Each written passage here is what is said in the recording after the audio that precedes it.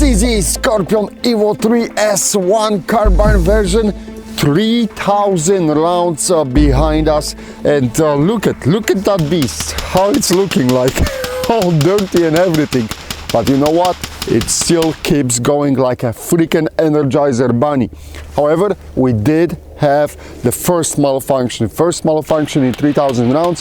What was happening when I was rotating the rifle and going through the magazine, when the rifle was shooting sideways, I think I tried to squeeze the trigger too fast before it was reset, and it didn't reset at all. Just to be sure, I did run one extra magazine just in the position like this, and I didn't have the same malfunction. Round was in the chamber when that happened. It's just trigger wasn't reset. So I don't know, what really happened. Hard to tell. Sometimes when we're doing this, it's in the heat of the action, but that's what happened. The round was in the chamber and the trigger wasn't prepped, wasn't reset, and it was in that position. As I said, I repeated the test and everything went fine. Other highlight of the day was, of course, the water submersion test, and we are lucky to still have some water. As you can see, guys, it goes, comes and goes. Snow is gone, and we have a little bit water in a water pond, and use that opportunity to do the water submersion test.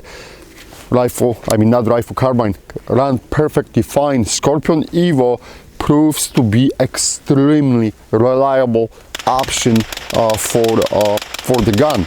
I'm honestly surprised. As I said, 3000 rounds and only one malfunction. That is really good. Other than this, what we had from previous episode, what the people were asking about, yes, there is some wiggling in that stock.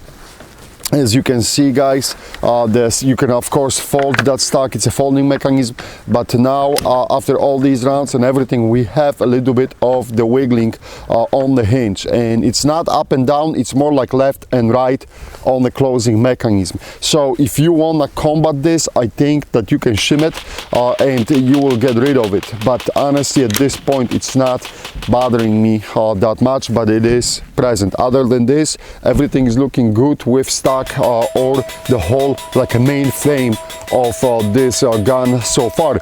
That being said, please remember that we will perform drops. We'll perform drops and we'll see how this is going to hold up. Other than this, again, it's extremely pleasure to shoot. And I would say it's even dangerous on your pocket, because you going through those magazines with the snap of the finger. This system does not create any side pressure. There is no recoil on it. It's extremely fun to shoot.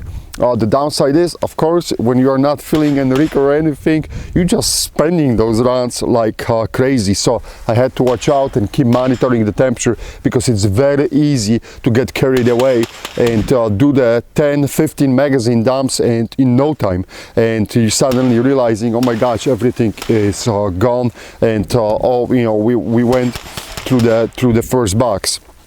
So it's kind of funny how you gotta keep watching and monitoring yourself. As I said, we always look and the temperature, and we don't want to kill the bore of the barrel. So that's why we monitor the temperature on the barrel and take a breaks between the magazine dumps. All right, but enough with the bullshit talk. Let me pull out the magazine.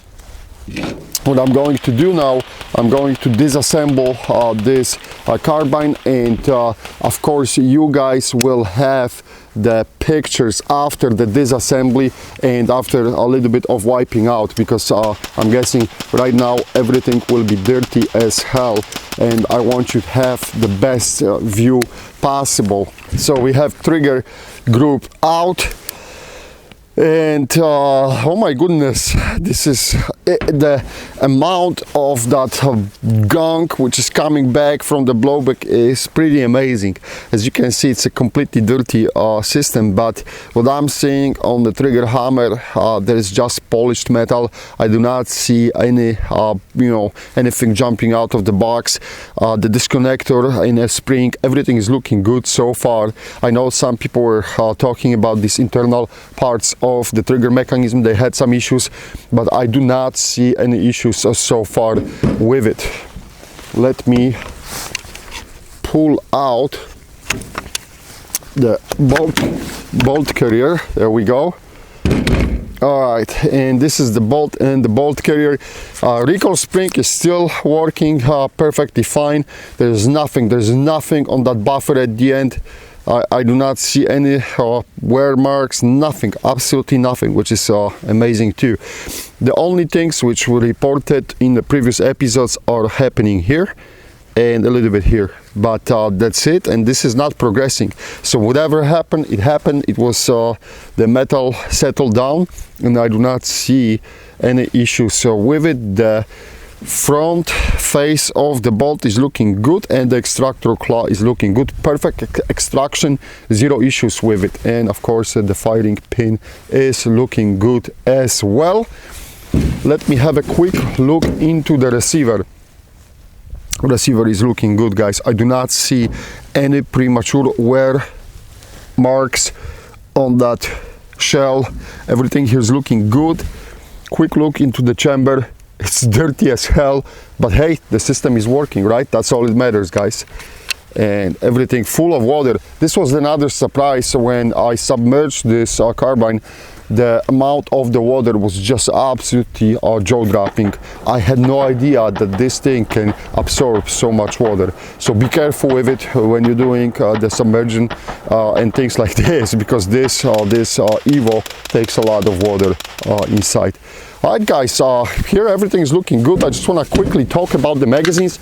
As always, the magazines, I want to say big thanks to the Prepper Gun Shop and also to the Copper Custom for donating the magazines. Without them, we'll be unable to perform that test.